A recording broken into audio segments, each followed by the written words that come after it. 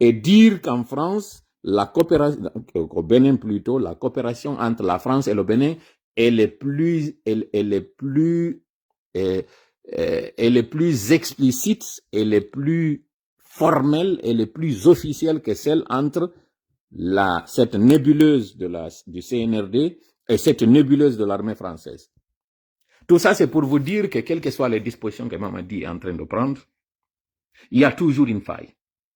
Quelles que soient ces arrestations que tu es en train de faire, quelle que soit la bunkérisation que tu es en train de faire, crois-nous que tu n'es pas à l'abri. Parce que les mêmes qui te fournissent les enseignements peuvent faillir ou peuvent être en complicité avec ceux-là sur lesquels ils étaient en train de te renseigner. Le système de géopolitique actuel, tu dois le savoir puisque tu as travaillé comme agent de renseignement, comme agent de sécurité, il n'y a jamais ce système parfait, il n'y en a pas. Parce que qu'est-ce qui arrive pour que certains services puissent justifier leur présence, ils peuvent laisser passer certaines failles pour que leur présence soit justifiée. Ça, c'est un. La deuxième des choses, c'est que pour que la stratégie des 3I puisse fonctionner, on t'isole, on t'induit en erreur, puis là, on te rend impopulaire pour que tu sois facilement atteignable. Ces personnes aujourd'hui contre lesquelles tu t'ériges, Mamadi, étaient il y a quelques années des personnes qui te remontaient certaines informations. Étaient des personnes qui venaient recueillir des informations et des instructions auprès de toi. Avoir toutes ces personnes aujourd'hui contre soi n'est pas intelligent. Quelle que soit la forteresse, il n'y a jamais cet endroit qu'on estime être à l'abri. La prison d'Alcatraz, malgré la présence des requins, malgré les dispositifs, malgré la froideur, la fraîcheur de l'eau, malgré le froid, il y a quand même 3 personnes qui sont sorties de cette grande prison de Los Angeles, mais dont ni les corps, ni les informations n'ont été retrouvées jusqu'à date. Jamais. Pourtant, on estimait que cette prison était la prison la plus sécurisée au monde. Mais 3 prisonniers ont fait la malle. Ils sont sortis. Ils ont pris la poudre d'escampette. Ils ont pris la clé des champs. Ils sont partis. Jusqu'à présent, on n'arrive pas à les retrouver. Malgré tout. Donc là, on parle d'une évasion. Et quand il s'agit de parler d'une incursion, il n'y a jamais encore cette forteresse assez étanche pour ne pas qu'on puisse y pénétrer. Tout ça, c'est pour que tu arrêtes de fatiguer les gens, pour que tu comprennes que cette paranoïa que tu as, tu ne fais qu'exposer encore une fois et t'exposer, Mamadi. Arrête cette cabale, arrête cette chasse aux sorcières, ça ne marchera pas. Ressaisis-toi. Récemment, toutes nos sorties, c'est pour nous adresser à toi. Pourquoi? Pour que l'opinion entende. Et que l'opinion soit encore témoin. Nous ne parlons pas de l'opinion internationale. Celle-là, elle est amorphe. Celle-là, elle est spectatrice. Elle ne suit que la direction du vent. Nous parlons de l'opinion guinéenne. Celle-là, aujourd'hui, qui n'en peut plus. Celle-là, aujourd'hui, qui a du mal à gérer le train-train quotidien. Et des difficultés sont encore à venir. Celle-là doit savoir. Celle-là doit être au courant que tout ce que tu es en train de faire, tu n'es jamais à l'abri, Mamadi. Et tous ceux qui sont en train de te soutenir ne sont jamais à l'abri. Tout ce que tu fais, nous sommes au courant. Tout le monde est au courant de tout ce que tu fais. Et ce sont ces personnes-là sur lesquelles tu comptes, c'est de là que viendra le déluge. C'est de là que viendra le coup de massue. Mamadi, réveille-toi et arrête ce que tu es en train de faire. Tu ne t'en sortiras pas. Cette voix doit résonner et elle doit être comme un refrain à tous ceux-là qui hésitent et qui pensent que tu pourras t'en sortir. Tu n'as aucune espèce de chance de t'en sortir dans ce duel. On ne peut pas du tout tenir tête à tout un peuple, c'est impossible.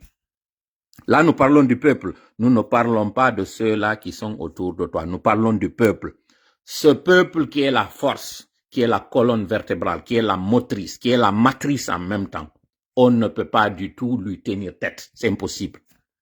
Et toi, tu penses te bunkériser pour combien de temps? Tu penses tenir les gens sur une pression, sur un coup de fouet? Ça ne marchera pas. Les esclaves les plus, j'essaie de trouver l'expression, les plus torturés sur les champs, à un moment donné, ont fini par se révolter. Et quand ils se sont révoltés, ils n'avaient ni armes. Ils n'avaient que leurs bras et leurs âmes. Allez en Haïti, renseignez-vous sur la révolte des esclaves, sous la direction de Toussaint. Qu'est-ce qui s'est passé? Même si aujourd'hui, l'Haïti n'a jamais pu se libérer, parce que on n'a toujours pas du tout pardonné cette révolte d'esclaves, des gens qu'on pensait être soumis à notre cause, des gens qu'on pensait être entièrement acquis, qui ne pouvaient jamais se révolter. Malgré tout, ils se sont révoltés. Ça a été l'une des plus grandes révoltes sur l'histoire de l'humanité. Et là, nous parlons de la poudre au canon à l'époque. Ces négriers qui avaient des armes à leur position, comme toi aujourd'hui avec tes blindés, avec tes équipements qui ont des armes. Mais ça n'a pas empêché que des gens qui étaient là, soumis, ostracisés à un moment donné, c'est le terme que je cherchais, se révoltent, se déchaînent, brisent toutes les chaînes. Tu penses que le peuple de Guinée va être soumis entièrement, éternellement? Non. On peut tromper une partie du peuple tout le temps, tout le peuple une partie du temps, mais jamais tout le peuple tout le temps. Ça ne vient pas de moi. Je ne fais que le répéter. D'ailleurs, je le répète très mal. Réveillez-vous, vous qui pensez pouvoir maltraiter ce peuple de Guinée. Non, ça ne marchera pas. Nous sommes à l'ère du numérique. Nous sommes à une époque où les gens se sont réveillés. On a ouvert les yeux, on a compris qu'on peut tuer le révolutionnaire, mais jamais la révolution. Cette révolution qui est en train de se préparer, Mamadi, d'abord aura son épicentre à partir du palais d'où tu es. C'est de là que viendront les premiers coups de feu, et ce sont ces coups de feu qui alerteront le voisinage, et c'est comme ça que ça ira comme un tsunami. Et ce tsunami ne laissera personne parmi tes collaborateurs et parmi tes soutiens. Et c'est là, comme l'avait dit Sékou Touré, ça sera peut-être sa seule prémonition que l'impérialisme aura son tombeau en Guinée. Son néocolonialisme que vous êtes en train de faire renaître aura son déclin, aura son tombeau en Guinée. Crois-le ou pas, prends-le comme tu le veux. Ce défi, nous nous sommes engagés de le relever. Nous avons décidé, au prix de nos vies et de notre sang, que nous allons arrêter cette hégémonie que vous voulez installer. Ce banditisme, ce gangstérisme que vous voulez installer ne marchera pas. Nous allons vous combattre par tous les moyens possibles. Et ces moyens, nous les avons désormais parce que nous avons eu le soutien du peuple, nous avons eu le soutien de ceux-là qui étaient tes complices. C'est tout ce qui nous restait. C'est ce que nous avions voulu. Le réveil commence à se sentir. Les gens ont compris. Toi-même, tu as compris. Au sein même de l'organisation, vous avez compris que vous êtes dans du néant. Vous êtes des faux, vous êtes dans du faux. Voilà le réveil. On dit que lorsque le jour où l'aveugle verra, il verra plus loin que ce qu'il voyait. Parce que lui, il utilisera ce qu'il avait comme vue, celle-là qui est différente de notre vue, et en plus de cette vue qu'il avait, s'ajoutera à celle-là la vue qu'il vient d'avoir. Et le jour où le sourd entendra, il entendra plus que ceux-là qui entendaient. Parce qu'en plus des mimiques qu'il avait pour savoir et sentir ce qu'on veut lui dire, il aura en plus de ça cette oui qui fera qu'il va entendre. C'est ça le peuple de Guinée aujourd'hui. Non seulement qu'il a vu, mais il entend. Et le jour où le mieux parlera, sa parole sera entendue au-delà du possible. Sa voix ira au-delà du possible. Et c'est ça que nous sommes en train de faire. Nos voix résonneront, elles entreront dans des endroits imperméables, des endroits où on pensait qu'une voix ne pouvait pas y pénétrer. et à la vitesse du son et de la lumière. Peuple de Guinée, le moment n'est pas loin. La délivrance est pour bientôt. Bientôt, tu seras libéré, peuple de Guinée. Peuple de Guinée, tes cris seront entendus parce que tu as parlé, parce qu'enfin tu commences à faire des gestes pour qu'on comprenne que oui, tu as besoin d'être aidé et tu as fait cette aspiration vers l'aide. Tu commences à t'aider et toi et le ciel t'aidera. Mamadi Doumbouya, comme l'appel du passager avant le décollage, nous faisons un dernier appel. Appel à tous les passagers en direction de tel endroit. Ceci est le dernier appel. Venez embarquer. Mais on dira à celui-là qui s'est enregistré, mais qui va manquer l'appel, désormais vous êtes booké pour le prochain vol. Mamadi, tu vas être laissé au tarmac. Ton avion ne décollera pas.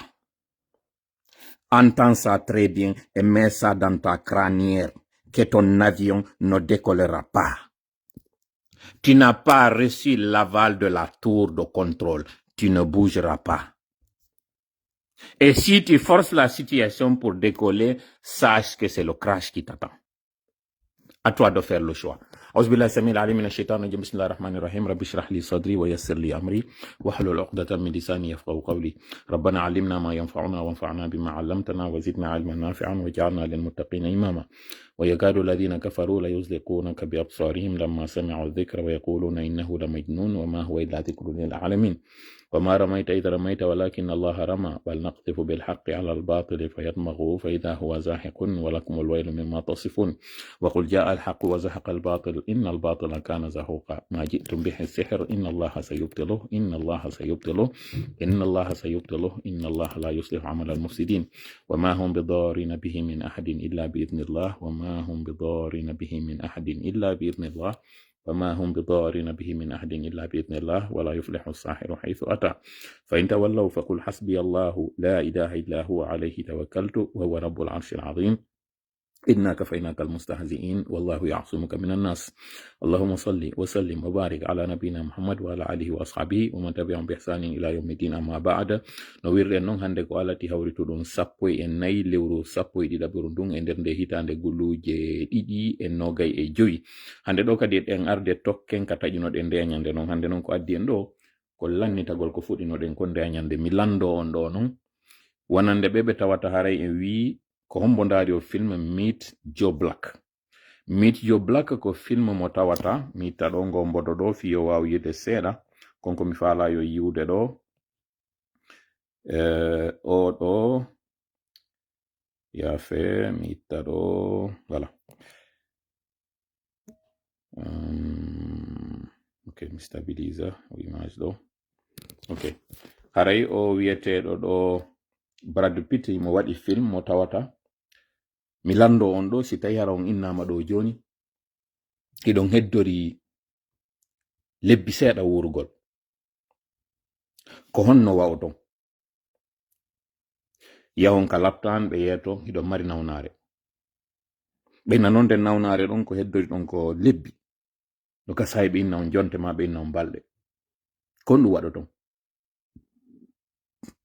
ma yeete ɗon goɗɗo mo anduɗon no mari nawnare o happanama e nden nawnare ko honno wa'oton e makko ko landal tum woni on e landade o yiyay noon ko ndu waɗi sim landani on ɗum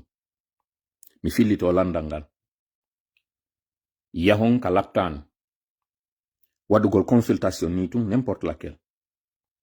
docteur on yeeto on résultat ji ɗin ari hiɗon mari lebbi tati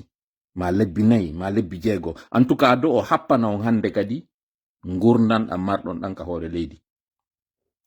ko honɗum waɗoton e ko honno wawton landal aranal ngal on ɗon non yeetaɗo ɗum arta ka galle tawa ɓeygure makko nden noddita ɓe yeetoɓe inna bon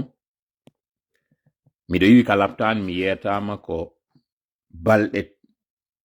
hasaba nangam mi heddori ma ko jonte hasaba nangam mi heddori ma ko lebbi hasaba nangam mi heddori ono yetaɓe ɓen ko honno wa'oton e on ko ɗe ɗo won lande ɗiɗi ɗo non yon jaboɗe ɗo ka commentaire ji ko tawata mi jangoyay arten e o film ɗo mo ɓe inni ko Meet Joe Black. Meet Joe Black ko film waɗaɗo en 1998 ko sur acteur jo wiyeteɗo Brad Pitt e mawɗo inneteɗo Anthony Hopkins woni ko waɗi film o e jiwngoyno ɗon kañum kadi kun tawatana kun ɗon woni le plus important. Miɗo anditi film on mi ndaronomo ko keñirawo ngaddannolan noon hadi film on wontum hari ko Ciné Club hari woduno mi ndaari film on mi jangi piiji buy e makko. Film on ko goɗɗo wonno ardiɗo e golle tawnoɗo no wondiri noon e yimɓe makko ɓen ka golle himo huñƴi e maɓɓe o teddina e goto ha jaka e goto mo ndaari ko tawi kon kanko mo mari mbuuɗi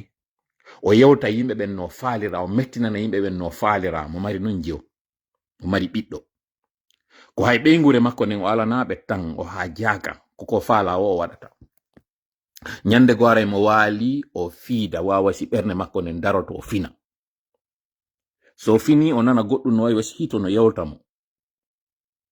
o yalta o sikka o nanali moƴƴa o immo o yalta o fuɗɗo golle makko ɗe waɗa ñallal makko ngal o hewa ɗon nokku goo tun kañum kadi wasi ɓernde makko nde daroto wawasi ko are cardiaque o ne wadde o jogo ɓernde nden tun jogango makko ɓernde nden o nana kadi hito no waɗa gon hita yinnoma wuyi ko ɗum tun woni nande no wiya tun wuyi ko ngo hito woni nanude neɓaɗi o yoya yeeso goɗɗo no naata tawamo ka nder suudu ndu tawata bafal ngal har no on mbi mo mari yimɓe wonɓe aynode bureau makko on na wonɗo arta naata nder ton goto susatamo o yiya mon goɗɗo eno naata o ɗo wonnomo e wowlande inna mo wuyi o inna on kon wonɗa lan wiide wuyi o inna ko mi ari ko jaabagol ko wowɗa landade hoore ma ñande fini weeti o inni kon wonmi landade hoore ko ñande mi mayata o inni ngal landal ngal wonɗa landade hoore ma ngal tawata ñande finuɗe wo en landoto hoore men ngal ko ndetuma woni sayi o par ce que mi yetino ke ñande go e live minni kon ɗum fotini adna on koko tawata kon en anda ko ndetuma mayete anda kon ɗum watta janngo sen andino kon ɗum watta janngo hande kadi adna on fota ɓay sika mi jooɗi ɗo miɗo andi janngo ko ɗum ɗo feƴƴata hande kadi haray suspense ala haray miɗo andi ko woni e wadde janngo kon donc mi immoto mi yaha ɗo yahowo anduɗo ko ɗum ɗo woni e wadde ɗum no wara sa ndaari film ɗa andi acteur o ma e maɗa andi o mayata donc hande kadi suspense ala ko ɗum ɗo woni ko fotini aduna on kono ko ɗum ɗo kadi hulɓini aduna on ɓay ko hulɓinirimo ko ɓay a anda nde waɗata ɓay non anda nde waɗata ɗa wawi yo tawe e alhaali mo tawata hari a habbaki ɓay non a anda ɗum ɗon ko honɗum woni lekki muɗum kin kala ko wonɗa e waɗirde waɗir wasi sa'i mo wonɗa e mo wokon ɗo woni sakkitorojo par ce que justement nde mayde ɗo si nde yaltiti e makko o tawnoɗo ko huñƴuɗo o tawnoɗo ɗo ko ƴagguɗo o tawnoɗon ɗo o teddina e goto mayde nden nde wiyamo ko min woni mayde nden ko min ari mi ari hande jabagol ma andinama wonde ma sa'i ma on hewti mi aranima hande kono tawa o hebilaki kanko e mayde nden ɓe yewta o yewtida e nde mayde ɗo hande innamo gasi joni koko yewtuɗa lan ɗo kon fo e hino ko wonɗen wadde kon joni hiɗen waɗude ɗo haldigal hiɗen haldidude wondema mayde maɗa nde sattay no moƴƴa no mi soñjete no moƴƴa non dille ɗen mi waɗay no tampa moƴƴa perda heɓa soñjaji ɗin fo na non exactement wowlirta mais ko fino famire monen e yewtide ɗo par ce que film ono ton ɗo wawi mo darde o inna joni en halday woni en wonday mi wonay wa neɗɗo yimɓe ɓen hara yiyaylan mi ƴettay ndi mbaadi o neɗɗo mo yiwɗa ɗo luttuɓɓen fo kadi yiyammi jindiden ƴawriɗen joldiɗen si a waɗi jikku moƴƴo a moƴƴike jama on a moƴƴike an a waɗi ha min tigi min mi ala ɗuma mi ala so'o mayde nden nde hajaka si nde ari nde ƴettay wonkiki nde yaada e mu nde hajaka nde ala yurmede nde tefata nde darata ene si mi ƴetti wonki oɗo ki yimɓe kaari e kaari sunoto kanki ki anda ɗum ki anda marɗo ki ala ki mo ala kinni ɓay non mi ala ɗum ko mi so'a mi ala sentiment mi torike ma ya waɗinan yerɗe balɗe ɗe wonɗe wodde ɗo waɗu ha mi so'a onon kadi yimɓe ɓen ko so'oton ko ɓayde nde wiyamo ɗum ɓe halda ɗum on sa'i mo ɓe yewti ɗon fi muɗum wondema awa o ari so ari non ko ma o naɓa wonkikin kono joni konko be haldi don si oya hunni kan kadi o hunna yo accay mo do taw taw mo mari ɓiɗɗo jiwo mo yiɗi o falaka accude oni mo mari kadi jawlindi tawta o falaka yondi yarirni mayde nden no nyande o waɗi goɗɗum ka boni wo nde ɓiƴay mo ɓe dirɓe nde makko nden tuma o fuɗɗi monade o fuɗɗo wadde ko boni ɓernde makko nde wawasi nde daroto wawasi o maaya o ndara mayde nden o anda nde kayri ɗo ko ɗum ɗo nde habbi o sanza kisan o waɗa ɗo yo mayde nden waɗoy ko nde waɗata kon ɗo yo saay mo ɓe haldi on wondema o ɓeyditanimo ha nden nyande hewtu jama on fop hande kadi hari oɗo o waylike e maɓɓe bonnoɗo on wonti hari moƴƴuɗo hari o woni yurmeteɗo o watti seppude hari o seppatako kawtowal makko tun golloɓe makko ɓen o watti andude inde maɓɓe tigi o watti andude kon woni sonjaji maɓɓe o watti tefude parce que o andi hande kadi saay makko on ka leydi limama hande kadi happama o woni neɗɗo ɓurɗo e moƴƴude on ka hoore leydi yimɓe luttuɓe kadi añunoɓe mo ɓen iwtirnoɓe ɓaawo makko fi mbuuɗi tawnoɓe heɓe yiɗamo kono ɓaytun ko o lanɗo maɓɓe ɓaytun kanko woni e ƴoggude hoore maɓɓe tawoɓe ko ɓe falanowo ko yiwgol yo maayo ko yiwgol yo o soñjo hande kadi sabu ko moƴƴi e maɓɓe kon kamɓe kadi hande kadi tawi ko ɓe falawo ko yo wuuru ɓe falaka hunde e waɗumo kon ɗum woni ko mi faala yaltinande en e ɗum ɗo si aren noon e live o on naɓɓa suye mon ɗo yiide ɗo fop senerde no waɗa e kala ɓe anduɗon e nder ɓeygure moɗon e takko moɗon kala ɓe on ɗo yiide hande ɗo no immo ƴogga e hoore meɗe waɗa ɗum ɗo fof ɓe yeggiti ko innete kon neɗɗanke ɓe yeggiti ko waɗi ɓe kon neɗɗanke ɓe yeggiti mayde nden hinde wawi konkude e sahi kala ɓe yeggiti aduna on e wiyeede o lannali taw nyande kamɓe lajangal ari wara yatna o landi nden nyande haray gutufal ngal kamɓe wuttaniɓe si neɗɗo on jooɗike ƴetti saayi won ɓurkun e fanɗude miijitike fi gurdam muɗum ɗam anditi o saayi mo wonɗen ɗo e welde o saayi mo wonɗen ɗo e mettude no alhaali o woniri wo no woodi ko arata tawata tefata ɗiɗo ɗiɗi tefata hino weli tefata hino metti si hewti sorta e tu woni yaha no nelaɗo sallallah sallam makiri noon ko on arowo itta ko weli kon on arowo taƴa ko weli kon nden mayde nde ɓe noddiri noon ndeɗo si on neɗɗo anditi nde'e o bonotako e goɗɗo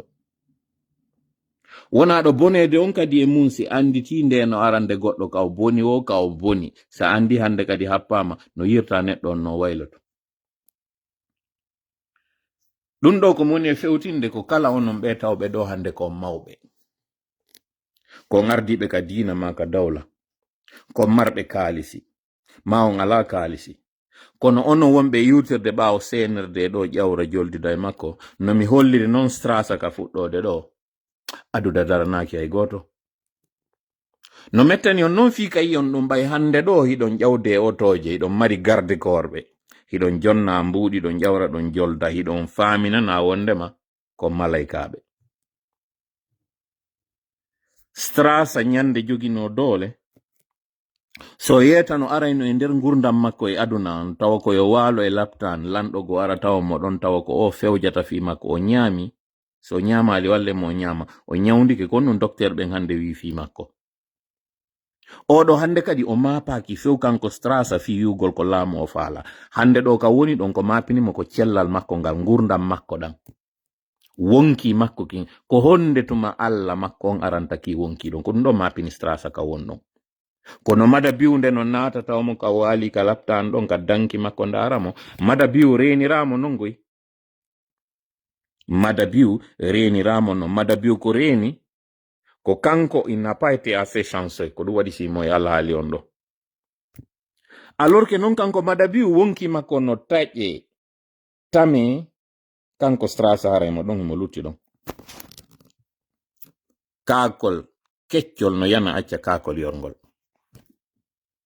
iwen sarlo na ɗum ɗo woni but on mi ƴettora e ɗum to woni misal mi ara hande ɗo ɗi gardiji fop wonɗi takko moɗon ono wonɓe ƴawrude jolda ɗo ina woodi ko yeggituɗon ma no woodi ka yawiti ɗon. Allah tawɗon ko kanko jonni ɗum ɗo mo wawi jattitude ɗum ɗo e nder hinƴande, sabu si wonki goto e moɗon ɗo o tami konko weli ɗon kon fo hande kadi ɗin ladhatiji ɗon fo hande kadi haray ɗi taƴi, ko ɗum si nelaɗo sallallahu alaihi wasallam ɓe maki qati'ul ladhat, taƴowal ko weli ɗon kon, ko koko weli ɗo won ɗon iwtirde ɓawo muɗum, ko weli ɗo wuminɗini on yeggituɗon, no wodi goɗɗum go ko ɓuri ɗum ɗo mawnude, sabu konko arata ɗon taƴa konko weli ɗon koye hinƴande ɗum taƴirta goy. ɗum ɗo landaki sarde combat fus. mi adinoke mi fewtimo kanko mamadi mi yetimo ka woni ɗon o sécurisaki, mi wuri ɗum e français nanoɓe français ɓe nani, mi aranama noon an tawowo hina e pale wonɗa ko an ɓuri exposade. ñande 5 septembre waɗi no wodi ministre ɓe nden ñande tawnoɓe hari ɓe hooli hoɗɗi ɓe feƴƴi hande kadi ko wiyete wabilire nden lanni hande kadi min jewɗike. ɓayɓe nani ko waɗi ɗon kon ɓe noddi téléphone ji woɓɓe goɓe ɓe andunoyno ka binde pale téléphone ji maɓɓe soni ɓe ƴettali par ce que ɓe warama. wonoy ha neɓi seeɗa ɓe yiyoy ko waɗi kon ɓe yimɓe ɓe yalti ɓe yoy tigi padre ne nder otowal ɓe hoolanoki. hakke ma ko tawata ɗum ɗo satti woɓɓe maɓɓe ɓe wiisi ɗum ɗo feƴƴi kamɓe fi haala laamu ɓe woltata hande kadi no wodi ɓen lande yewtide e woɓɓe ancien ministre ɓe yertoto. kono wano nden ñande hari ɓe hooli no hoɗɗino si ɓe marno sonja ko adonum ɓe waɗude num 3e mandat ɓe feƴƴa ɓe ara ɓe jooɗo, kamɓe hari ɓe hooli ke lanni ko mbawdi Allah ndinni. seke innama amru ida arada shay'an ko an yaqula lahu kun fayakun, ko yo wiw ɗum tigi tun wonu haray ɗum tigi woni, kun on ka wiwgol ɗon won haray waɗi, awa ko non kadi woniroyta won ko woni e waɗoyde ɗo ko, et personne ne sera à l'abri. ƴettire noon haalanka mi woni e woldude ɗo ko haala cakane. mi faala en hollude ɗo image mo tawata ko suudu ndu Mamadi en ƴetti ndun labe ɓe waɗi wo ko siège régional on. hiɗon andi kon ɗum woni tarika ndun suudu moƴƴa, ɗon andi kon ɗum woni alhaali ndun suudu ka ɓe waɗi siège régional on ɗon, mi sika ɗon andi. hiɗon andi ministre jo lagini harno marno ɓeynamo Alpha Ousmane, sikko Alpha Ousmane Ba kako Alpha Ousmane Diallo mo Pita Bombodi, kanko wonno ministre de l'urbanisme et mi sikki e l'habitat Kaporo Ray, ɓurɓe ɓengoy ko ɓuri mo andirde ko ministre Alpha Omar Kaporo Ray, wasi ko Kaporo Ray hay e hoɗuno ko e sa'i ka wonno ministre cuuɗi ɗi liɓano Kaporo Ray, comme par hasard ko tuma wiyeteɗo Ousmanijo ari wo ka urbanisme et habitat pullo wulla, comme par hasard. oɗo ɓeygu makko ko ɓe laɓe,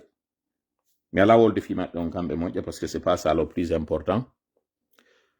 hari kala préfecture o waɗuno suudu ko ɓuri kon, préfecture ji ɗin kala himo mari suudu, en tout cas Pita ko kanko jeyno ka sogel o wonno ɗon, anduɓe ɓen Pita eskadi sa feƴƴi foreje ɗen yiɗa hammirde ka makiti ka nano ɗon, hari meɗen marno ɗon kami innayno ko sabere, woɓɓe inna ka banque lemunneje, ɓe inna ka banque, ko ɗo wiyete ka banque, mi andani ko banque wonno ɗon esko won ɗum, kono hari lemunneje harno ɗon no awano ɗon ɗon no janɗi ha, woɓɓe kadi inna ɗon ka temple. suudu makko hari no ɗon nun ndu tawata fewndo événement ji ɗin waɗuno en 2007 ɓe arno ɓe yani ɗon ɓe bonni ɓe lanci ɗon, même en 2000 quelle année kañum kadi nun événement kañum kadi waɗno ton, en tout cas tuma événement ji waɗno wo ɓe arayno ɓe lanca ndun ɗon suudu ndu wonɗo yiide ɗo ɓe waɗi siège régional GMD on, ndu suudu ɗo kañum kadi mi laras image on wawa yaltitude ɗo. Je ne la retrouve pas un peu, mais je pense que je peux faire un effort, mi holla on ɗo suundun seeɗa, parce que commentaire ji ɗin ɗi majji mi acciɗi yiwgol. Comment faire? Ok. Ajouter l'image. Ok. Ɗo suundu. ndu suudu ndu wonɗon e yiwde ɗo ko Alaji Safiullahi humpodiri e ɓeygu makko kanko Alpha Ousmane sundu ngar no yeeyede kandu lancanoɗon kon andi no wawi wangi cuuri wongi ngimo no Route de Prince no tipporde Yaya Hamdallahi ka Tour Eiffel suudu militaire jo arno ka nano ɗon tuma memminano o wari yimɓe ɓe ɓe arayno ɓe lancandu hay sundu yeeyita goɗɗo goo kono tawi tuma memmina o ɓe aray ɓe lancandun suudu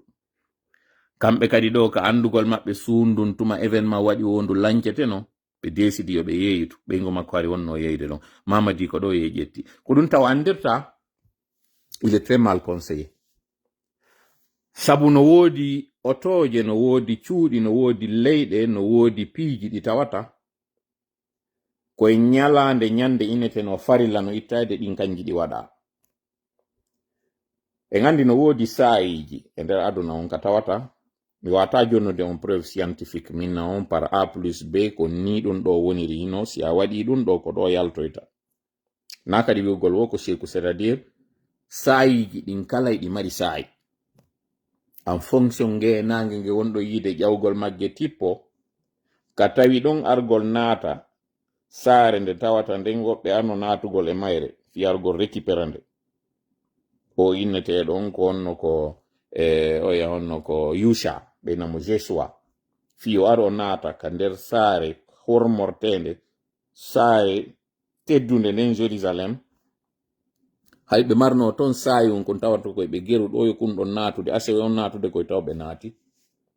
kono fiyoɓe fuɗɗo aso on koye alkamsa on ɓe prépare noon aso ɗon fi argol waɗa naatugol ngol e nden ñande jumare nde c'est pas pour rien ɗum ɗo waɗira no ton awa no woodi jawle goɗe tawata hiɗay jang ha waɗa jungo ma e majje ɓeɗo noon ils l'ont induit en erreur ils se sont induit en erreur ko ɗon ɓe waɗi siège régional on préfectoral on kan ɗum ɗon komi nani ko galle goɗɗo goɗe tawata ɗen ɗon ɓe darna ɗum nduɗo o darnu ndu ko jawdi o ƴetti o soodi ha gasi groupement fo spécial ari ayni sundun ha ndu garna darnede pick-up je waali ɗon Alaji Safiullahi noon hiɗon andi ko onɓe woni ɓe ɗon andi koye ɓe ngure onɓe ɓe jeeya hiɗon andi kañum kadi rôle mo ɓe woni wadde on hiɗon andi kañum kadi rôle mo tawata on kañum kadi frère jo maɓɓe kañum kadi no wadde ɗum ɗon fo hiɗon andi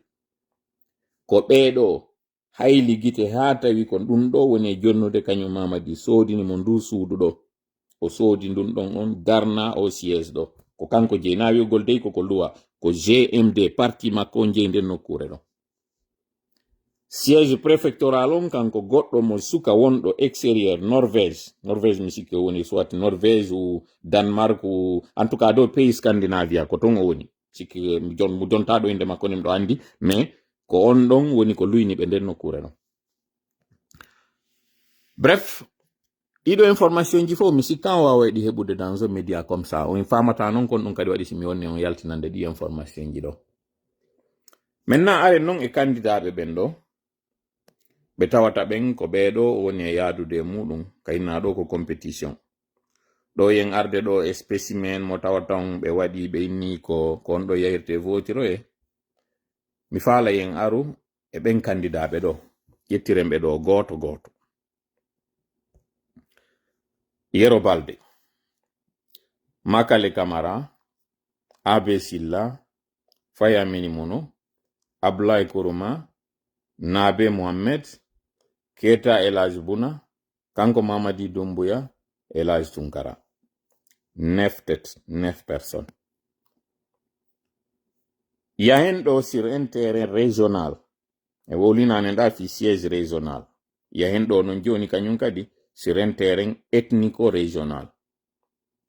mi wino e ndayñande tunkaraɓe ɓen hiɓe tawa e maninka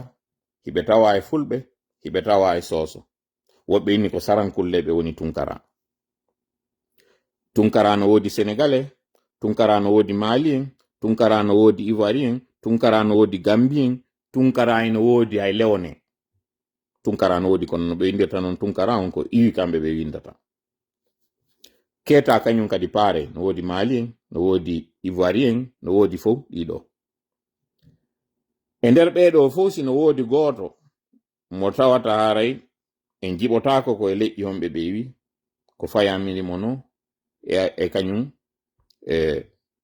kañum oye honno Yero Balde ɓeɗo ɗiɗo oɗa ko pullo mo Fuuta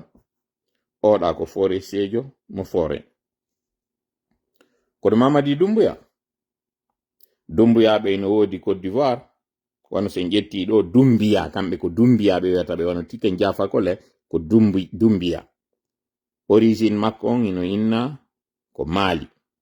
woɓɓe inna origine makko on ko Côte d'Ivoire tigi tout compte fait ɗo mi wi hoore makko ko tanirawo oya honno Samori Touré nun lamateri makko nin ko wonno ko Côte d'Ivoire Lagine e Mali ko ɗiɗo wonno donc ɗum ɗo fof eɗen andi ko division territoire ari waɗi ha ɗiɗo seddi mais wota en woɗɗito na ɗum ɗo woni objectif on donc ça c'est pas le plus important ko hollugol on ingéniosité conseil ɓe Mamadi ɓen kono ɓe conseillirmo no yara o élection ɗo fino yon faamu moƴƴa jeu de dame mo waɗi on wonande ɓe wonɓe wiide ɗo wallitoɗe Yero Balde se wallitike Yero Balde surprise o waɗay ko feƴƴi kon Guinée Bissau no wawi latade fewla Guinée mi moosana e ɓeɗo mi moosanara ɓe sengo ka sera karawa mi moosiranta ɓeɗo c'est-à-dire je souris du coin de l'œil ɓe kirɗa e lam ɓe yurmanmi kañum kadi fewndo ka Aliou Ba fuɗɗi heɓude ɗo probléme ji makko ɗin ɓe immi taw ɓe yehi ɓe prépari ganta e ɗum ɗum taw gibi France ko gibi France ngayka kan jasanamo kanko Aliou Ba fi hollugol on ɗo wondema e ñoranto France net se ñoranaki France mi yetike o min ko boddi ndin ko hoore nden min mi haaja e mum mi haajaka min e bukki ɗin boddi kandi mawni o kandi mawni simi nangi hundu kon mi jogike sindi faala ndi taggoto ndi taaro moƴƴa ko ndu lutti kon e ɓandu andum ɓay tum miɗo jogi dande miɗo jogi hundu kon ko hunduko ɗo tawo ko ɗo soppata ko ɗo moɗata wonande moɗori ndin simi nangi min hoore nden hande kay mi haajaka e ko lutti kon ko nden ɗon hoore ko nde mi fuƴƴata ka leydi ko nde ɗo mi taƴata ko woni kon fof ko nde ɗo ndaare ko Mamadi mon e tappude mi haajaka min e luttuɓe je n'ai rien à faire aux autres mi haajaka e maɓɓe ɓe faala luttuɓe ɓe waɗa e nuisance on ɗum tigi de ko ka boxe jon tawata siɗa wadde boxe fiyo hettu hoore nden ko cabbi maɗa ɗin o tappata so tappima cabbi ɗin hoore nde yaltita e joni ɓeɗo koko ɓe onen e yaltinande ɗo fop yo waɗu koko on ɗo yiide gi cinéma wiɗo fop o yiisuka wiwnoɗo on yalti yenniɗo bawuri wowri ko wodi kon fof o yalti onni ko intelligence artificielle c'est pas le plus important ton comment fi ɗin piiji yeggiteɗi c'est pas là le plus important hoore nden mawndu gooki ndun ko ndun ɗo wonɗe yewtude fimu min non joni ɓay tum mi yii niveau on ka wona kanko on hande kadi o yani o gaynama naade des pièges on o yani ko hooreɓe makko ɓen ko ɓen ɗon pression o waɗete hoore mum tant que France heɓali ko heɓi kon Mali heɓi ko heɓi kon Burkina heɓi ko heɓi kon Niger e wawata hettodirde e Mamadi e wawata famotirde makko par ce que kanko tun sans au service de renseignement ɗo sans que ɓe conseil ɓe makko ɗo en communication en stratégie tant que ɓeɗo ɓe démasquaka ɓe yaltina e kene en aray ɗo viden chargeur ji meɗen e piiji ɗi tawta ɗuma jentite moƴƴa noon kum parti on ɗo famon ko moƴƴa anden mi yi hankin ka commentaire ji Ibrahima Bano inna koyo imme yahani ambassade France on n'a rien à voir ɗo koko woni e wadde lagine ɗo décision ji mum ɗin ko France woni e yiwde a Paris ko Paris ɗum woni immade yaha waɗe e nder valise je waɗe e nder courrier je ɗum immo yaha hewtoya lagine donc kala immiɗo inni no sutanade ambassade de France on Conakry déjà taw o yiɓe militarise Conakry kalumon ɓe waɗi joni natowo e yaltowo koyo filtré ande hari ara non ko natowo tun wona wiyede no contrôlede joni noon yaltidoɓe ɓen kañum kadi e information ji ɗin joni na information fus yalto e nder kalum waɗama hande kadi presqu'île hande kadi n'entre pas qui veut ne sort pas qui veut ko moɓɓe faala natata ko moɓɓe faala yaltata c'est-à-dire il a tellement une paranoïa wata information fus yalto ka nder paale wata fus hompito wata jama o andu fus que même joni hay yalto won sa yaltida e saku maɗa kun joni ko a fuyeteɗo à partir d'une certaine heure ɗum ɗo holli côté fragilité on côté fébrilité on côté panique mo ɓe jogi on c'est-à-dire o hoolaki hande kadi hay conseil ɓe makko ɓe par ce que information ji tolano arde jonna ɗo il se dit que c'est impossible di information ji do taw goddo wawa di hebude mo tawata na won do iwrede côté France donc hola ki be kambe tigi sauf que il faut sendinir Mamadi no mari conseiller be tato c'est-à-dire 3 groupes sori be formude mo ben tawbe ben ko prolongement armée française on kulol ngol be maringol parce que géopolitique mondial on hande do gere on faut ko Chine gere on faut ko Russie ɓeɗo non ko honto woni heɓude dole kaka industrie maɓɓe kaka production maɓɓe oɗo non production maɓɓe ko Afrique woni yiwde koyo gere teɗen fop lagine ka tawata ɗo hande gisement ɓurɗo e janɗude on côté industrie si tawi tun chinois ɓen Russie ɓen turque ɓen hettori ɗum ɗo hande kadi ara Europe occidental on hande kadi ara gayni mayde yani few donc il faut tout faire tout possible ko ma wawa on famude o enjeu ɗo andon si e ñoranaki ɗum ɗo koko fokkita ɗo ko ɓe prêt ɓe maya ɗum ɗo ko ɓe prêt ɓe perda crédibilité maɓɓe on mais il n'est pas question yo ɗum ɗo wawa échappude ɓe il n'en est pas question on humpiti ke Benin ko force spéciale on sifano ɓe waɗi non net Côte d'Ivoire yoɓe immoɓe yaha ɓe déloge mo kanko Gbagbo ɗo non ɗo ɓe déloge ɗo ɓe ara ɓe opposi kamɓe tigi ɓe ƴetti pinkaji ɓe felli arɓe ɓen no wadde asso e palais on fiyo ɓe wawa repusude ɓe tawi ɗum ɗo yonali ɓe ƴetti migje ka dow ɗen migje ɗo ari jokki blendeje ɗen bombarde ɗe blendeje ɗo jokki ɓe ka retranchement ji maɓɓe parce que ce que vous devez savoir arɓe waɗi asso on Benin na Benin waɓe tun pays ji ka Sahel ɗon AES on ɗon no tawa e arnoɓe waɗi asso on ɗon na non kamɓe tun kañum kadi portoɓe no tawa e arnoɓe waɗi asso on Benin ɗiɗo fof au fil du temps wawoto yawde yiyon ɗiɗo fop yaltinire doydoy donc tous les moyens sont permis tout est mis à leur disposition fi wota précaré lagine on wawɓe échappude si en wawi non famude ɗi groupe ji tati wonɗi moye sutende ɗo soriɓe tawɓe ɓen ko prolongement maɓɓe ko kanko woni neɗɗo maɓɓe on ɗon fiyargol joƴƴintina néocolonialisme opérateur ɓe tawɓe ɓen kañum kadi ko homme d'affaires club de Paris tawɓe ɓen kamɓe kadi investissement maɓɓe on fii ka tawi ɓen ɓe waɗama en difficulté au Sénégal en attendant ɓe waddidirɓe Sénégal ɓen ɗon entre Sonko e Diomaye ɓe wawa artude Sénégal ɗon koyeɓe geru gereteɗen fop ɓe wawa kañum kadi investisude laggine ɓe wawa récupérde perte ji maɓɓe ɗin mais par dessus tout ko on ɗum ɓuri ɓe mapinde ko fii ɗi gisement ji jawle wonɗe ɗen ka leydi ɗo wota ɗeɗo échappude la mauvaise nouvelle non c'est que Mamadi no utilise ɓe ha gayna sifano débit waɗi non honno Tchad ko ɗum kadi o waɗata ɓe ko kanko e arabu ɓen fokkite oɗo noon message Allah waɗi ɓe hendike mo ɓe faami malheureusement soriɓe ɓen service de renseignement makko on hino fondi lachatamo kanko équipe mo ɓe ƴetti on équipe de communication civile ɓen ɓe tawata ɓen lobby makko mo jogino on non côté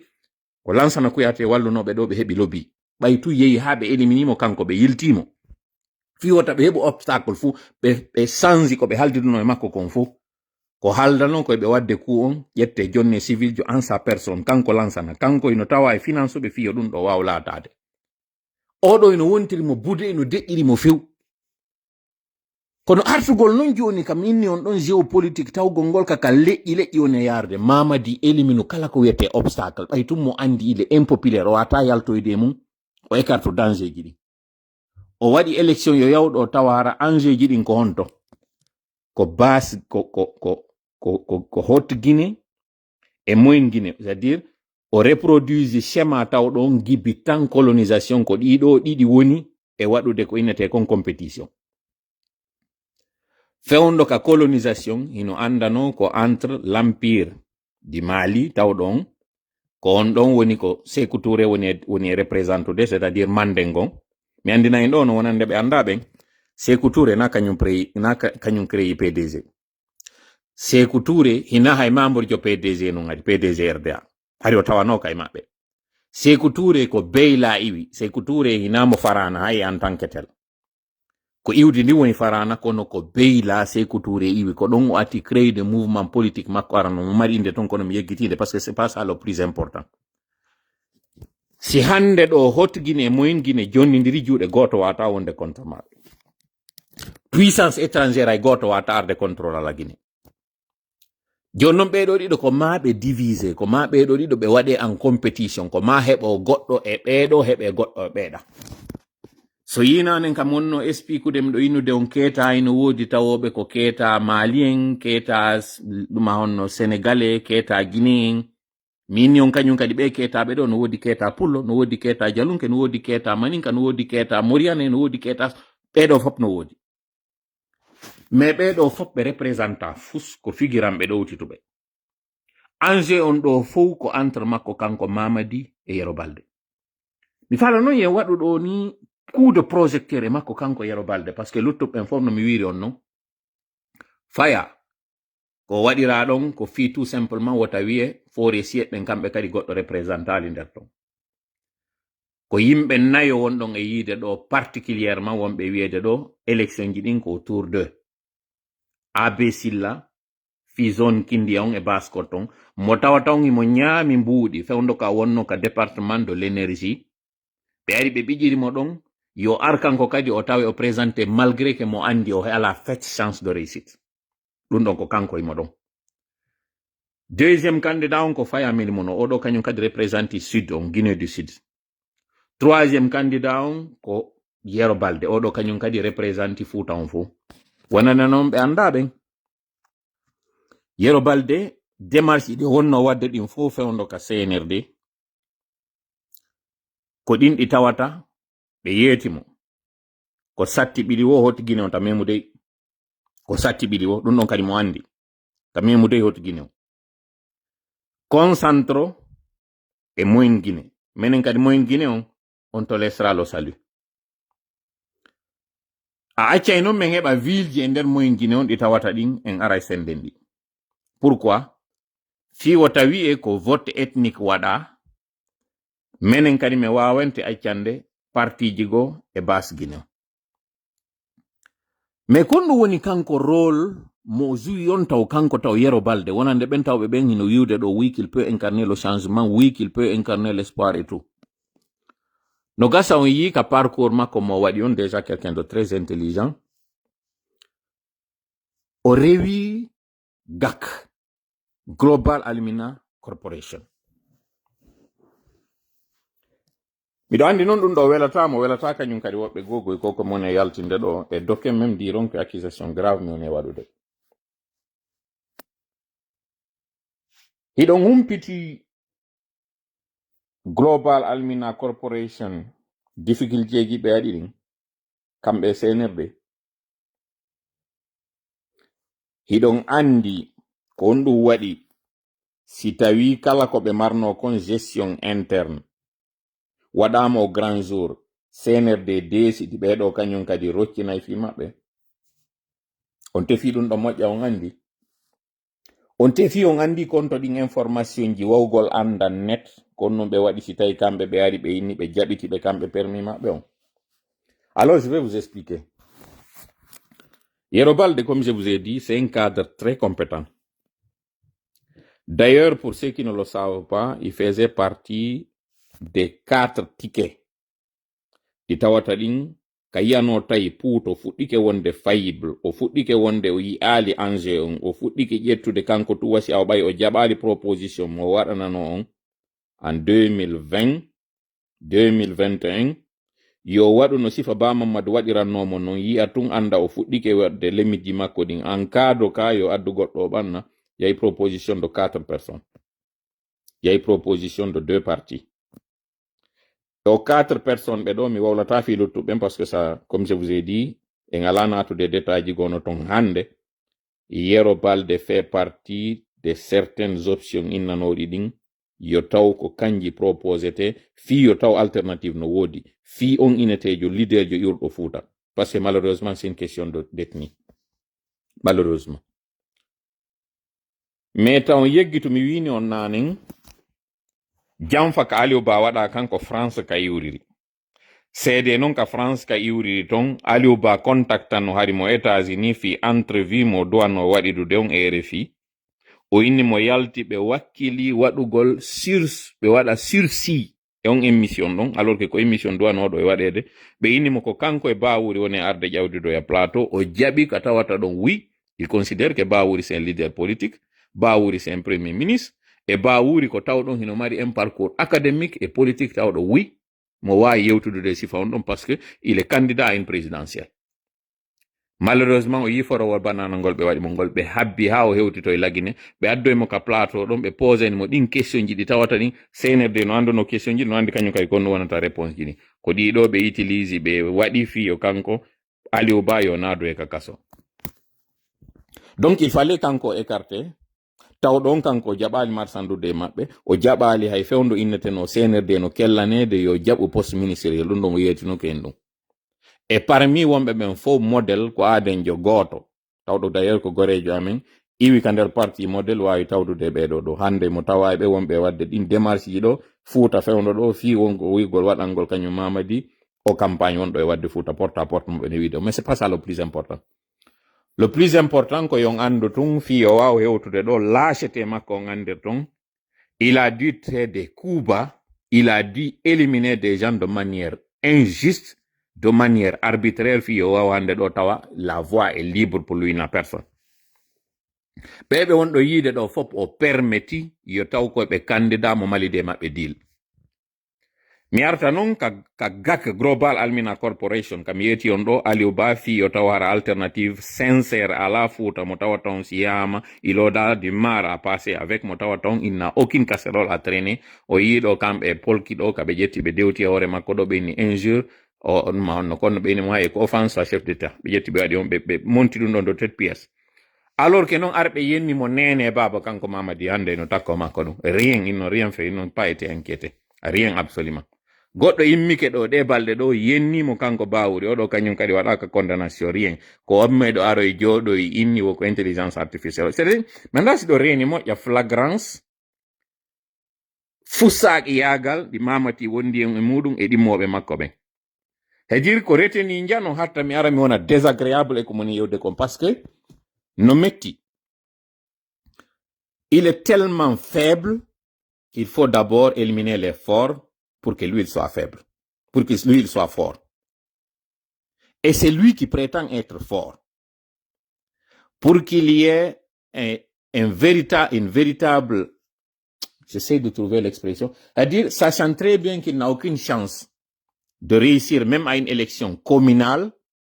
et là il s'engage pour une élection présidentielle, il a fallu d'abord trouver des moyens sur comment suspendre l'URPG, comment suspendre l'UFDG, comment créer des faits problèmes dans ces partis. Parce que c'est des partis forts.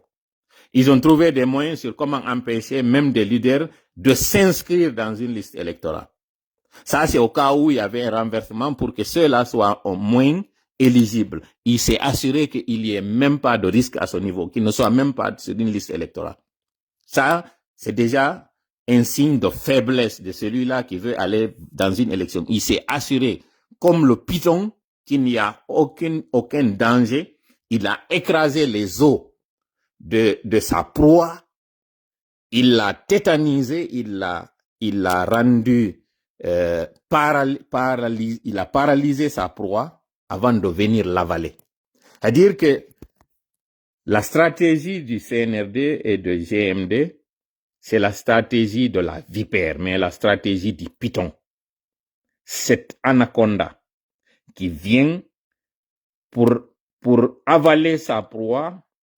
il faut d'abord faire des nœuds, il faut faire des pièges. Mais il faut aussi surprendre sa proie, la mordre avec une substance qui va d'abord paralyser le corps, faire accélérer le rythme cardiaque, briser les os et venir avaler par la tête. C'est ça la stratégie de Mamadi. Et c'est lâche. C'est injuste. C'est comme le disent les Anglais, it's not fair. Et c'est lui, encore une fois, qui vient bander ses muscles et faire croire qu'il est fort. Mamadi, tu es le plus faible de tous les Guinéens, de toute l'armée et de toutes les créatures que l'être humain a vu. Aliou Ba n'a pas un grand parcours politique. Mais pour que Aliou Ba soit écarté comme danger, vous avez dû fomenter des coups, des accusations montées de toutes pièces farfelues pour que Aliou Ba soit condamné. Tu as vu? Tu vois, aujourd'hui, aux yeux de l'opinion, tout le monde voit que Aliou est plus fort que toi. Tout le monde voit que Alpha est plus fort que toi. Tout le monde voit que Sidia est plus fort que toi. Tout le monde voit que Cello est plus fort que toi.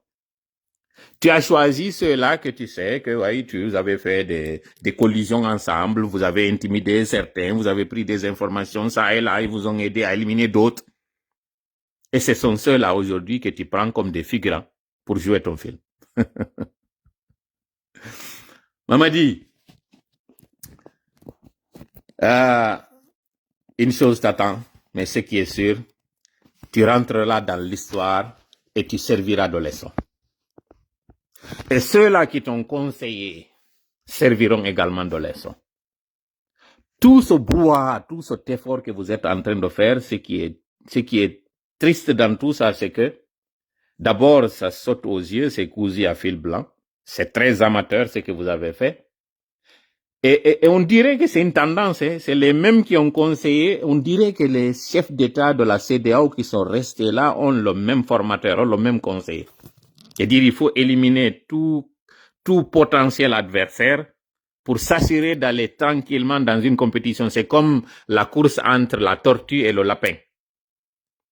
On s'assure que oui, on a un adversaire qui ne peut rien faire pour pouvoir gagner la course. Mais tout le monde connaît que dans cette histoire, c'est la tortue qui finit par gagner. Tout le monde sait, malheureusement, c'est une fable, mais tout le monde connaît la fin de la fable. Malgré ça, c'est cette stratégie que vous employez. Vous vous assurez d'avoir des tortues qui ne pourront rien faire pour cette course, et vous vous engagez. Dommage que le coup au niveau de la Côte d'Ivoire ait pu réussir pour que vous pensiez que la même chose puisse aller. Mais ce n'est que de manière différée. Ce qui se prépare d'après nos informations du côté de la Côte d'Ivoire, ça ne sent pas bien. Ça ne sent vraiment pas du tout bien. Et curieusement, ça s'est passé du côté de la Guinée-Bissau. Mais là, nous avons vu comment ça s'est terminé. Et donc, vous ne prenez que les mauvais exemples là où ça vous a semblé marcher pour pouvoir forcer la situation. Sinon, vous avez vu, Umaru Ambalo, voyant très bien la situation du terrain, a préféré se sauver. Et il a sauvé le pays en même temps. Au moins, un sursis sur la crise. Mamadi, tu devais toi aussi apprendre de là. Malheureusement, ni vos conseillers français, ce bureau de communication et de stratégie, ni ce lobby, personne n'est en train de voir et de vous dire, les gars, nous sommes en train d'aller vers un terrain qui n'est pas du tout, c'est une voie sans issue. Mettons stop, arrêtons. Malheureusement, personne. Vous attendez qu'il y ait le chaos pour finalement vous taper la tête et vous dire, mince, mais comment on n'a pas pu voir ça? Mi artay poulal. Mamadi bebe on e yadde do ben fop. Himo mari de mabbe deal. Si on réussit ici qu'on fait là, con l'opposition, comme autant de padres, comme ça a été autant de Lansana Conté, comme ça a été autant de tout le monde, Gibise Koutouré, opposition Makon, non ko fulbe ben non ko futa, ko dun do créa, wada. Porto be wonbe wadde dun do ben ko non be créiri, pour long ko ya wonu toujours en ka opposition, opposo da don en gebeda ka sengo ka jawle, utiliser da heba mbut inde ya dun don. Tuma même mine wo bada semblant in opposition no wodi réel mais en réalité c'est figurant. Ko konte tu wawe arde bonnita dun do desidi hey futa on opposé ko opposé donc on faut mi ara contre modon akide la ilamu ko wadon commerce modon c'est le seul odo tout tant Konaté et Dadis ça a été la même chose ko contre pour l'on wonano ko contre futa on wonano e non ko kirdi non dun do fo be do fo kanyum kadi ko entre on mo tawata bengo mon ko yurdo futa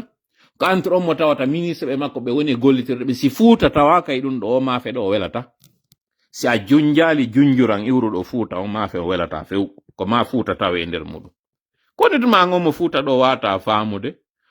si a tawaka e maafe on welata si a arali haaju ngara na haaju donc andi ko an ɓuri hittude e ko honde tuma kañum kadi hottidini andata ndi leydi ɗo ndi décolata ndi yata tanke si immama innama bon min mi waɗi ko mi woni laamoto ɗon oɗo woni ko kanko wonata opposant on sondari ka fittordi mabbe ndi be wadi do ndin ngol buroygol ngol be moƴƴini do ngol be inni constitution no tawa nder ton ka be inni 3 échéances électorales si parti tawa kay mudum hande kadi kanko ara woni d'office éliminé 3 échéances électorales kara on tigi woni éliminé jonnon ɓe waɗi référendum maɓɓe on mo tawata on ɗon on innetake koye séance électorale en tant que tel parce que na compétition mo tawata kamɓe ɓe tawa e mum ko landagol nun ko oui ou non wonno e ɗum ɗon kono o présidentiel o tawɓe ɓen fof kamɓe ɓe tawaka woni parce que par incapacité ou parce que ɓe woni empêché ɗum ɗo woni première échéance ko ɓe hikkoyta ɗo kon ɗum ko législative ji maɓɓe ni finnoygol ɓe joƴƴinoyde on assemblée mo tawata e ɗon andi ko 1000 color ka feƴƴoy o ka présidentiel ko on proposition ɗon kañum kadi ɓe waɗoyta ɓe calculer ɓe jonna mo kala pourcentage muɗum mo kala ko jonnoya ko yiyat ɗum ɗon kañum kadi on tigi heɓoyta ka assemblée ce qui veut dire ɗi parti ji noon fi waɗoygol on compétition ɗon ko pression ara ɓe maroy ko maɓe tawe e nder muɗum ɓe ara ɓe wona figiram ɓe jonne kadi ɗen geɓe ɗon boykotuɓe ɓen ɗo les 3 tawɓe ɓen ɓe tawoytake ɗum ɗon kañum kadi ɓe waɗane pression ko ma élément ɓe maɓɓe o yigoy déjà mi nani inde wo ko onno fédéral jo mamum o yiwi UFDG fédéral jo kañum kadi mi anda siko Mali Emberen e siko fédéral jo Popo Dara kañum kadi yiwi UFDG ɗum ɗo fof koko minni on kon hankin compétition no entre Sellou Balde e kanko Ousou Djiga e entre kañum kadi Ousou Djiga e Bawuri e entre ɓeɗo fof kañum kadi Alaji Ba Ousmane parce que so ndaari ɓeɗo kala eno représenté goɗɗum e nder préfecture ji ɗin Ba Ousmane ko Pita Alaji Ba Ousmane bien sûr Sellou Balde ko Labe Ousou Djiga ko Gawal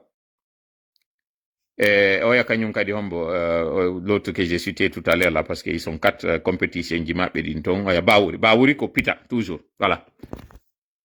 entre non Bawuri e kañum Alaji Ba Ousmane yiltite fewndo ka donkin khalifa ka waɗete mi ala natude ɗon e desuji kon ɗum hara feƴƴuno no waɗir ton ɗon iyon ɗon ɓe fof ɓe immino ɓe ari ɓe yankini jibinande Pita fo wari woni e piwu gotum ɓantal Pita wonande ɓe anda ɓen ko organisation wonɗo ɗon tawɗo eno regroupe fof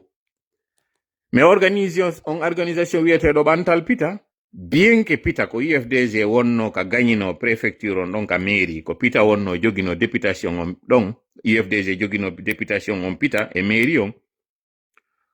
ndemo jobere wiyetede ɗo ɓantal Pita ko entre wonɓe pro Bawuri entre wonɓe pro Ba Alaji Ousmane c'est à dire ko UPR et UDRG ko ɓeɗo woni ton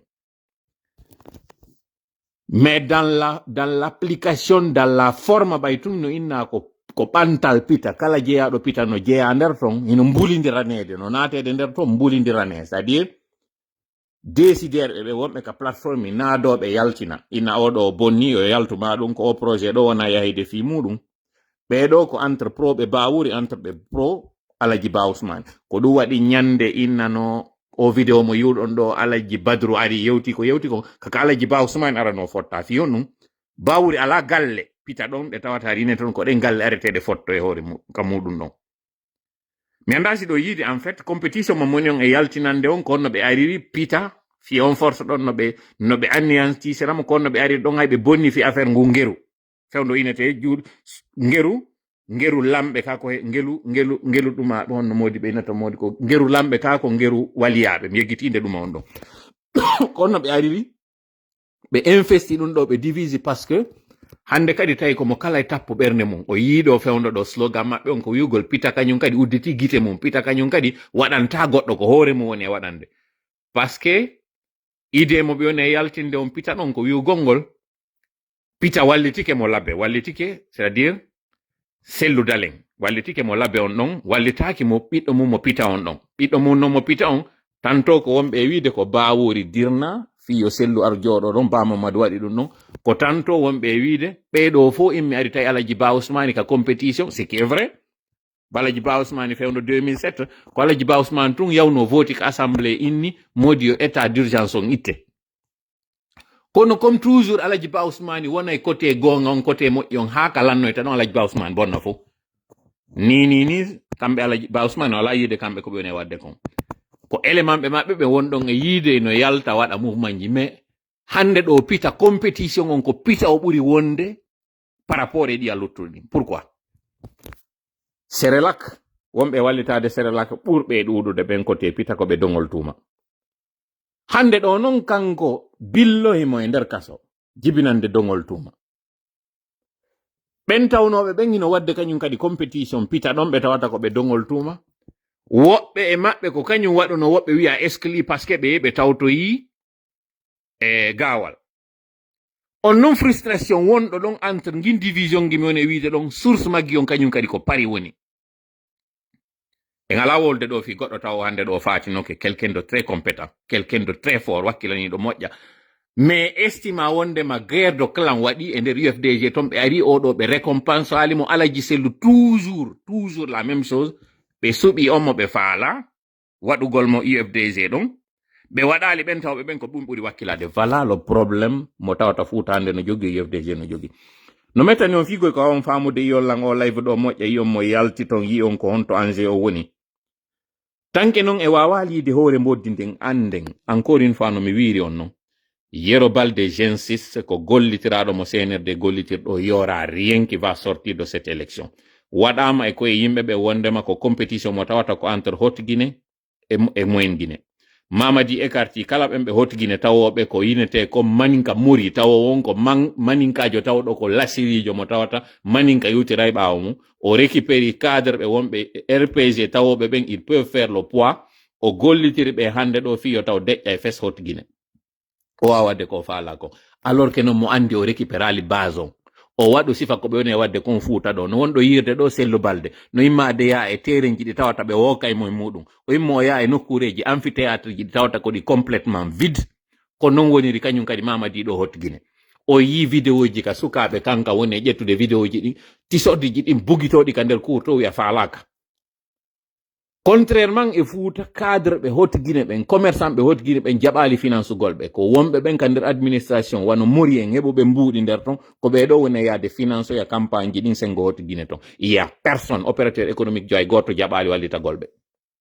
parce que ɓurɓe ɓen wonɓe ɓen Haute Guinée ton ko tawɓe no andi ko padre walli ɓe ko hay non famille kabaɓe ɓen wallitino ɓen fiyo o kudeta ɗo waɗo wano guitere ma wano hombo kañum kadi de mi anditi wontirnoɓe ko hay ɓeɗo ɓe tawi ɓe wata wallitade mo sengo Haute Guinée ton pourquoi parce que ɓe reeni fi affaire ɗi minji ɗo c'est impossible orpailleur ɓe ɓen e hoore ko ɓe sonja ɗo kon fu yo kanko Mamadi o wawa wadde plein on Haute Guinée o sonja ɗo mo mari mo malgré ko élimini Kouyaté ko malgré ko élimini kon Ousmane Kaba malgré ɓe o élimine ɓen ton fo Haute Guinée ndaare ɓeɗo fo candidat jo hay goto mo Haute Guinée on ton inneteɗo c'est quelqu'un de connu taw ɗon si inde makko wolama ka nder flawaji to anake ɓen on miɗo andi on ɗon ɗe wawi yade votanoyamo c'est des inconnus de nulle part ɓe tawata goto anda ka Haute Guinée Yero Balde ɗo kañum kadi miɗo anan ɓe yimɓe no inna ɗo pourquoi Alaji Sello ala jonnude consigne fi o votane mais Yero Balde ko RPG wonno fi honno on ala wiide Alpha Condé yo waɗu consigne jonna inna oɗo ko ɓiɗɗo anni no woniri noon oya honno Bantama Sow ko ɓiɗɗo an yo RPG votani o wolay pulal o wolay sos o wolay maninka o wolay français o wolay anglais o gasa arabara mo wawi kono pourquoi ko UFDG e Fouta wonɗon e wiide ko matum sutena oɗo e wawa yo votane fiyo ɗum parti makko mo yiwe muɗum on ala exigeande ɓeɗo yo waɗu la même consigne fi yo votane Haute Guinée on ton pourquoi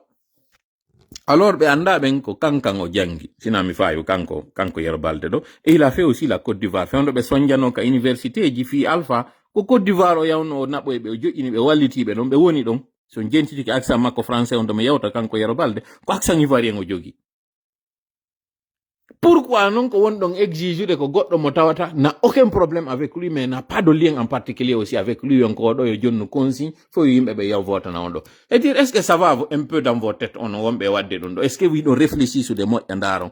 pourquoi ngin injustice wiɗo donc ɗum ɗo fof ko fiye yano e makko kanko Yero Balde wonoya awasi o réussiso yaali ko parce que en waɗi campagne wi contre makko c'est pas ça na campagne contre Yero Balde on ɗe wadde nous nous érigeons contre la duperie, la tromperie et la fourberie. Ko ɗum ɗo woni en jaɓata. Parce que no mi yetori on non yiltite waɗon enquête on andon ko onno tawiri Global Almina Corporation ɗo jaɓitama ɗuma muɗum on. Fewndo ɓe ari ɓe arno ɓe prometi ɓeni ɓe waɗa raffinerie fiyo ɓe hendo. Fiyo ɓe jonne permis d'exploration et d'exploitation on ɗiminji ɗuma on zone ji ɗi ɓe joginoɗi.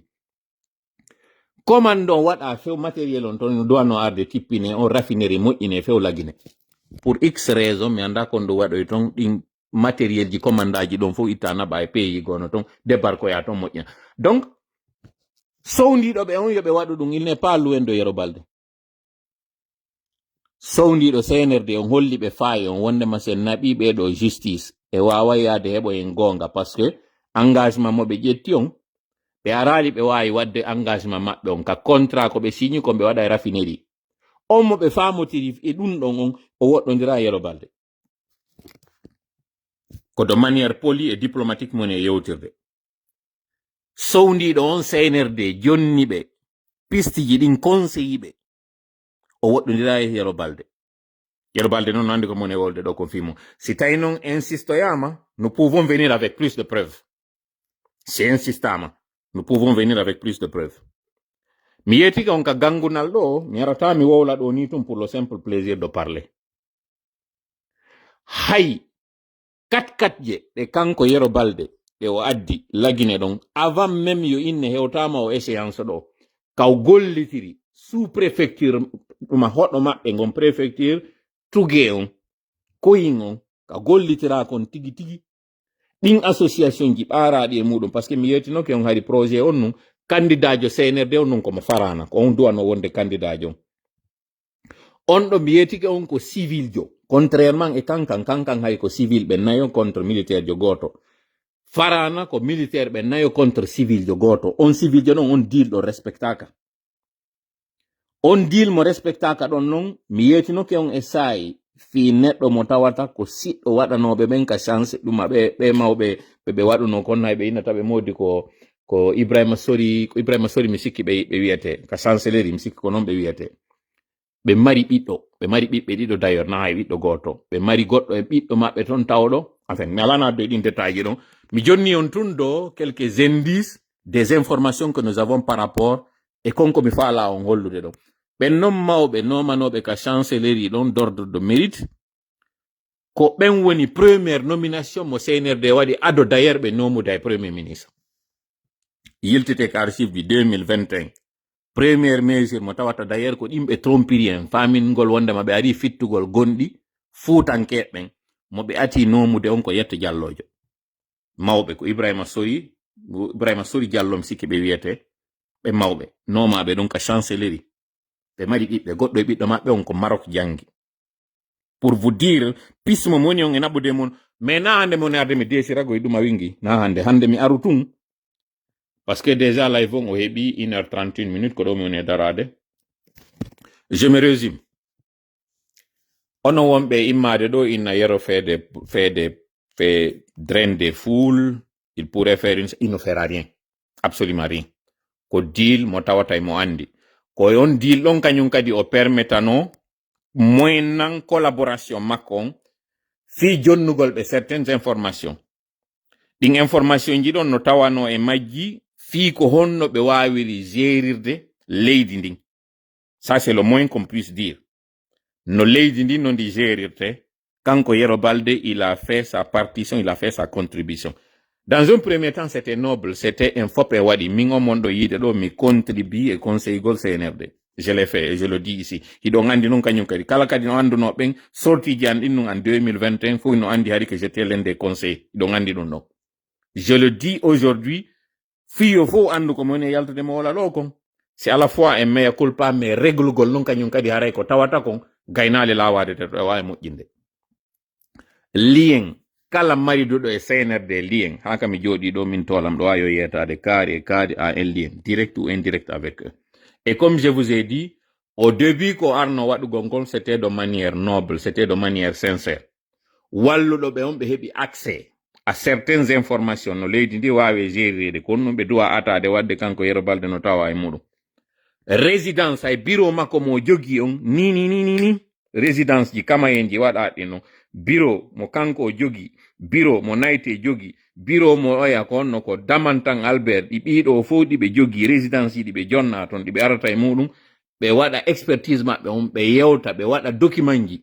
ɓe waɗa projet ji ɓe soumettana ɗi CNRD ɗiɗo fof kañum kadi o moment venu en adda e photo ji muɗum ɗin hollen inne po résidence ɗo yiyon noon kañum kadi lien on preuve on goɗɗi go hay e haray ka résidence no winda inde woɓɓe maɓɓe ko mon e wolde ɗo kon goɗɗo noon aray ɗo joni inna ɓe soodu ɗi résidence ɗi mon e wolde ɗo fi muɗum non ɗi résidence ɗi mone wolde ɗo fi muɗum na waɗaɗi pour une vente taw fuɗɗaka e majji, mais déjà inɗe woɓɓe maɓɓe no waɗa e plaque ji ka natugol ɗin cuuɗi ɗi mone wolande on ɗo fi mu résidence ji ɗin kama hen ɗi ɓe darni ɗin ɗo neɓirali non non. Donc ko wonande on mo anda sikkata haray nandi Yero Balde n'a aucun lien avec le CNRD, il a bel et bien un lien avec le CNRD. Mi falno ko arde ha hewta e au niveau ɗo parce que comme j'ai dit encore une fois, ngo cippiro mi ala siɗɗo e muɗum. Ka welatala wo ka welatalan, ka mi yiɗuma wo ka hiɓɓuduɗe wo, sa ari a ɓatoniri e CNRD, ka CNRD combattete ɗon a combattete ɗon. Ça, il faut que faut joga en mentalité non. Je n'ai rien contre lui comme je vous ai dit. Il est ici d'une famille très noble. Il est ici d'une très bonne éducation. C'est quelqu'un de très intègre. Mais pour cette fois-ci, Fio Wao Heboude Sali Makon, il a collaboré avec le CNRD. Non kono ngande kono warato. Si tawi on dogi redu ben o yeika redu ben ande idon hewtude kanyum kadi be firtade. Kono ngande. Il n'y a personne. So yi Mamadi Jabari altude ka wondon o préféri immingol yimbe be yabe wada semblant katawata, c'est simplement pour les images. Yo filme in score mo heboyon, ça se comprenait. Il y a eu des gens qui sont allés dans toutes les préfectures, dans toutes les sous-préfectures, dans toutes les localités, be wadi porte à porte, be yewti, be sensibilisi, donc, ko résultat do yobi. Alors que non be wonbe yaltude wada ngin communication wi, font délibérément. Ils font fi délibérément de quelques faits. C'est quoi ces faits? Mamadi ne devait pas être candidat. Ça, c'est d'abord le premier fait. Le deuxième fait, Motawatao, Mamadi a dû éliminer des candidats et non des moindres. Pour les mettre à côté, il est venu de manière injuste et de manière, j'essaie de trouver l'expression qui colle. L'expression qui colle, c'est de manière frauduleuse. C'est même pas de manière frauduleuse, parce que frauduleuse, c'est pas le terme qui scie le mieux. C'est bon, l'expression me viendra, mais il a dû passer par des moyens, par des pratiques malsaines pour pouvoir atteindre son objectif. Donc le bon sens aurait voulu qu'on rétablisse, qu'on mette à l'évidence les faits et rien que les faits, en expliquant que Mamadi est tout sauf un candidat.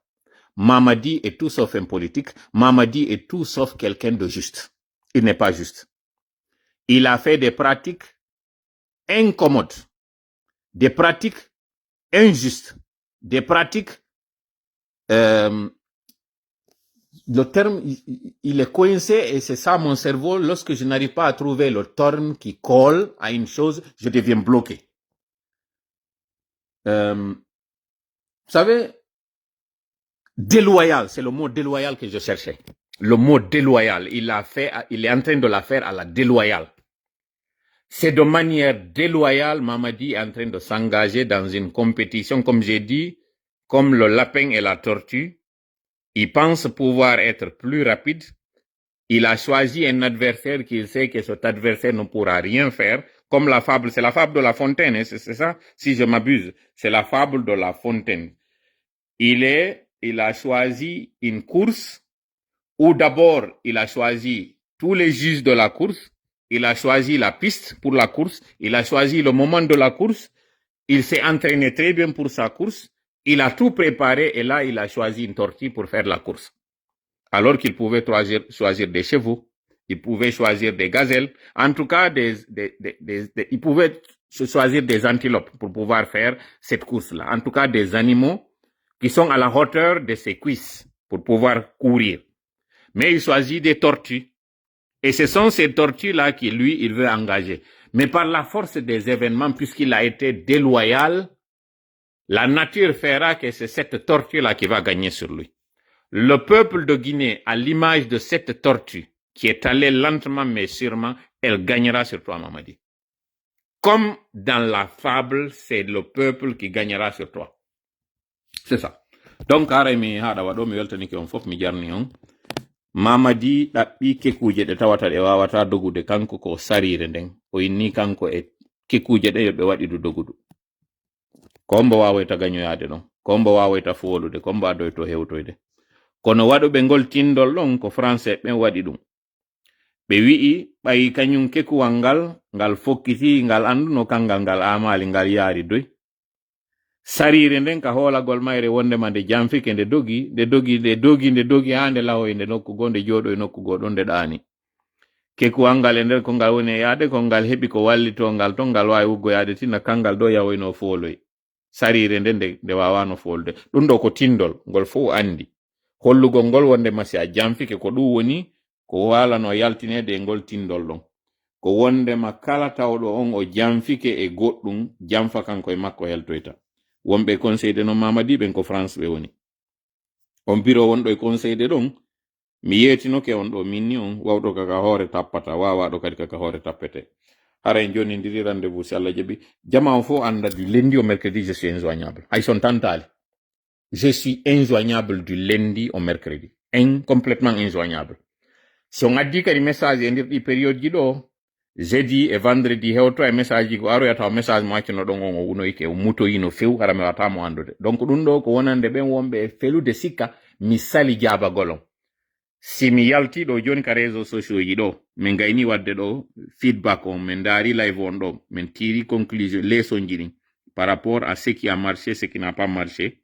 si mi ɗannini réseau social an on ɗo jemma ɗo lutti kañum kadi alarba kikiɗe mi wawa ma udditoyde hande kadi mi humpodire ɗum ɗo ko wonande ɓen sikkuɓe ɓen mi sali hara jabagol on ma mi weddite muɗum je suis injoignable ɗe balɗe ɗo tatino hare ko si woni alarba kikiɗe alkamsa juma on mo tawa ton iɗen andi kadi mi anditina jama on e wi horugol alkamsa kala horen e hoore no laaɓiri fewten makko kanko Allah sabu kanko Allah mo jogi solution o fellite non imo addande non kañum kadi mandeji koye solution o mo addande min mi ala commentude ka wona wiyede ɗo ça ne va pas hakkunde mi ala commentude no mi wiri on non andi habbiɗo Allah holorɗo mo hawjata o townata kadi mbalde parce que a townayɗe tun Allah yiɗa wonɗo mantagol o yiɗa tawɗo on kulla muhtalin fakhur o yiɗa ko yiɗi halfimo alhaali maɗa on man yattaqillaha yaj'al lahu makhrajan wa yarzuqhu min haythu la yahtasib makhrajan on ɗon ngol laawol ngol waɗanta on tigi ɗon hulmo tun kanko Allah fawɗa e makko sattataɗo ha jaɓen natugol e sirkuji maɓɓe ɗin sattata yo Allah dandutana e waɗata sattataɗo non kadi ha yewtoɗen e makko kanko Allah ƴetten halfinen goɗɗum goɗɗo go ko soñji en haɓɓitike e waɗay ko Allah watta kon en haɓɓitike e waɗen kadi ko watten ko Allah ko wi ko e waɗu enen ko watten ko l'effort est humain mais la réussite elle est divine wonugol ngol heɓa polgal ngal kaka Allah yurata kono inni e wakkilo ndi pallardi ɗo ndi jogaki moto ndi jogaki oto ndi jogaki avion